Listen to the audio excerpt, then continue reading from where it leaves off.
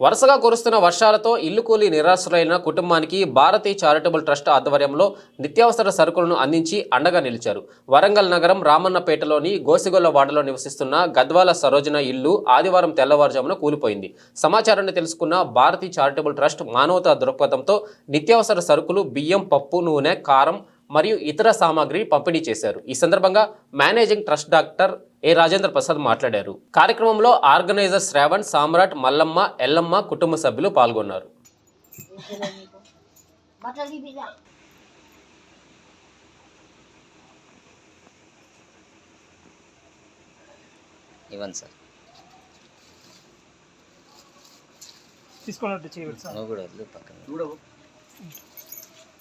మస్తు ఘోరంగా బతుకయ్యో నాకు చిత్రమైన బతుకైతే నాకు ఇబ్బంది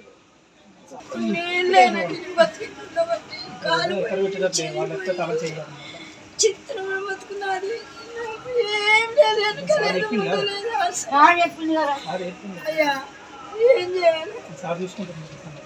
రామన్నపేటలోని doctor A Rajendra Prasad Bharati charitable trust ఆధ్వర్యంలో గత 10 రోజుల నుంచి ఏకదాటిగా కురుస్తున్నటువంటి వర్షానికి ఇక్కడ రామన్నపేటలో పడచల విరుద్ర గల్లీలో ఉన్నటువంటి గద్వాల సరోజన భర్త లేట్ లక్ష్మీనారాయణ వాళ్ళ 2 పిల్లలు